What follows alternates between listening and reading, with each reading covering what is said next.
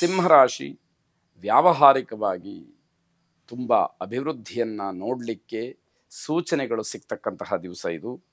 ಬೇರೆಯವರಿಗೆ ನೀವೊಂದಷ್ಟು ಮಾರ್ಗದರ್ಶನವನ್ನು ಮಾಡಿ ಯಶಸ್ಸನ್ನು ಕಾಣ್ತೀರಿ. ನಿಮ್ಮನ್ನು ಜನ ಹಿಂಬಾಲಿಸ್ತಕ್ಕಂಥದ್ದಾಗತ್ತೆ. ನಿಮ್ಮ ಮಾತನ್ನು ಕೇಳಲಿಕ್ಕೆ ಅಪೇಕ್ಷೆ ಪಡ್ತಾರೆ, ನಿಮ್ಮ ಮಾರ್ಗದರ್ಶನವನ್ನು ನಿರೀಕ್ಷೆ ಮಾಡ್ತಾರೆ. ಹೀಗೆಲ್ಲ ಜನ ನಿಮ್ಮ ಪರವಾಗಿ ನಿಮ್ಮತ್ತ ಆಕರ್ಷಣೆಯಾಗ್ತಕ್ಕಂಥದ್ದಿದೆ. ವಿವಾಹ ವಿಚಾರ ಏನಾದರೂ ಇದ್ದರೆ ಅದು ಮಂಗಳಮಯವಾಗಿ ಪೂರ್ಣವಾಗ್ತಕ್ಕಂತಹ ವಿಷಯ ಅಲ್ಲಿ ಪ್ರಸ್ತಾಪವಾಗುತ್ತೆ.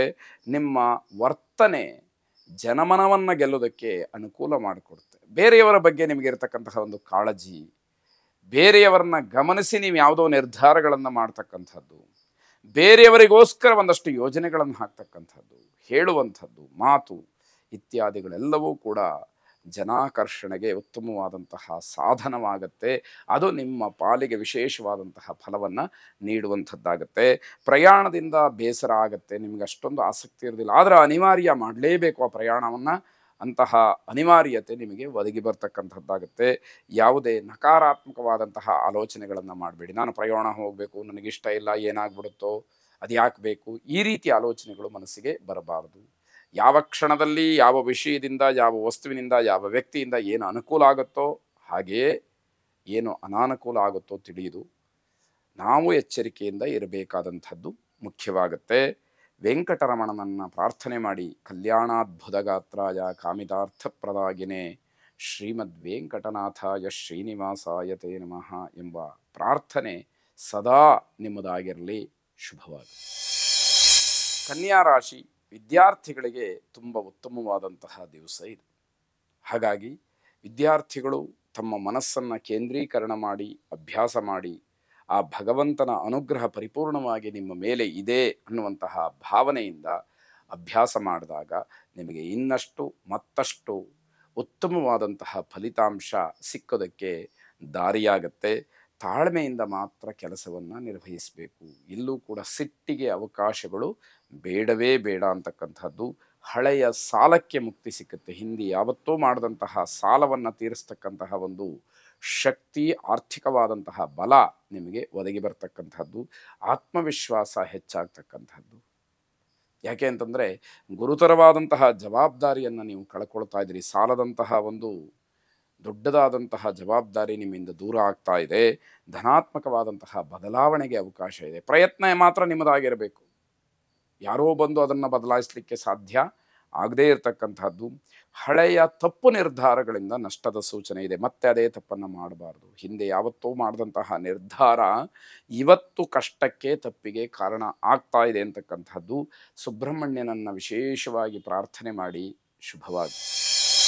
ತುಲಾರಾಶಿ ವೃತ್ತಿ ಅಥವಾ ಉದ್ಯೋಗದಲ್ಲಿ ಹೊಸ ತಿರುವು ಸಿಗ್ತಕ್ಕಂಥದ್ದು, ಬೇರೆ ಬೇರೆ ಬದಲಾವಣೆಗಳು, ಧನಾತ್ಮಕವಾದಂತಹ ರೀತಿಯಲ್ಲಿ ಕೆಲವು ಕೆಲಸಗಳು, ಯಾರನ್ನ ನೀವು ನಂಬಿ ಕೆಲಸವನ್ನು ಆರಂಭ ಮಾಡಿದ್ದೀರೋ ಮಾಡ್ತೀರೋ ಅವರ ಪರಿಪೂರ್ಣವಾದಂತಹ ಸಹಕಾರ, ಇದೆಲ್ಲವೂ ಕೂಡ ನಿಮಗೆ ಧನಾತ್ಮಕವಾಗಿ ಫಲಿಸ್ತಕ್ಕಂಥದ್ದಾಗುತ್ತೆ. ವೈಯಕ್ತಿಕವಾದಂತಹ ಜೀವನದಲ್ಲೂ ಕೂಡ ಯಶಸ್ಸನ್ನು ಕಾಣ್ತೀರಿ. ಹಾಗಾಗಿ ನಿಮ್ಮ ವೈಯಕ್ತಿಕವಾದಂತಹ ಜೀವನವೂ ಕೂಡ ಅಭಿವೃದ್ಧಿಯನ್ನು ನೋಡಲಿಕ್ಕೆ ಅವಕಾಶ ಇದೆ. ಪ್ರಚೋದನಾಕಾರಿ ಹೇಳಿಕೆಗೆ ಮಾತ್ರ ನೀವು ಸ್ಪಂದಿಸಬಾರದು. ಯಾರೋ ಏನೋ ಹೇಳ್ತಾರೆ, ಅದು ಪ್ರಚೋದನಾತ್ಮಕವಾದಂಥ ಹೇಳಿಕೆಯಾಗಿರುತ್ತೆ. ನಾನೂ ಕೂಡ ಅದರಲ್ಲಿ ಭಾಗವಹಿಸ್ತೀನಿ, ಅವ್ರು ಹೇಳಿದ್ದು ಸತ್ಯ ಅನ್ನುವಂತಹ ಯಾವುದೇ ನಿರ್ಧಾರಗಳನ್ನು ಮಾಡಬೇಡಿ. ಅಂತಹ ಪ್ರಚೋದನಕಾರಿ ಹೇಳಿಕೆಗೆ ನೀವು ಸ್ಪಂದಿಸಿದರೆ ಮಾತ್ರ ನಿಮ್ಮದು ತಪ್ಪಾಗತ್ತೆ. ಅದನ್ನು ಗಮನಿಸ್ಕೊಳ್ಬೇಕು. ಮಾನಸಿಕವಾದಂತಹ ಚಂಚಲತೆ ಕಾಡಬಹುದು. ಅವರು ಏನೋ ಪ್ರಚೋದನೆ ಮಾತನ್ನು ಹೇಳ್ತಾರೆ, ನಾನು ಏನು ಮಾಡಲಿ, ಕೇಳಲಾ ಬಿಡ್ಲಾ ಅಂತಕ್ಕಂತಹ ಒಂದು ಸ್ಥಿತಿಯಲ್ಲಿ ಅತಂತ್ರವಾಗಿ ನೀವು ಇರುವಂಥದ್ದಾಗಬಹುದು. ದೃಢವಾದ ನಿರ್ಧಾರ ಬಹಳ ಮುಖ್ಯವಾಗುತ್ತೆ. ಮಹಿಳೆಯರಿಗೆ ಆರೋಗ್ಯ ಸಮಸ್ಯೆ ಕಾಡಬಹುದು, ಜಾಗ್ರತೆಯನ್ನು ವಹಿಸಿ. ಹೆಚ್ಚು ಖರ್ಚಿಗೆ ಅವಕಾಶಗಳಿರತಕ್ಕಂತಹ ದಿವಸ ಇದಾಗಿದೆ.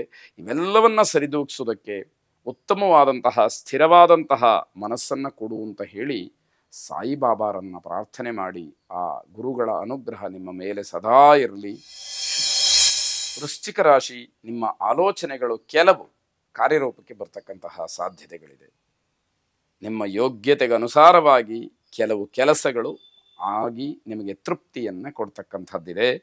ಹಿರಿಯರಿಂದ ಪ್ರಶಂಸೆ ಸಿಕ್ಕತ್ತೆ. ನೀವು ಒಳ್ಳೆಯವರಪ್ಪ, ಅಂದುಕೊಂಡಿದ್ದನ್ನು ಸಾಧನೆ ಮಾಡ್ತಾ ಇದ್ದಾರೆ ಅನ್ನುವಂತಹ ಒಳ್ಳೆಯ ಮಾತು ನಿಮ್ಮ ಬಗ್ಗೆ ಸಮಾಜದಲ್ಲಿ ಬರುತ್ತೆ.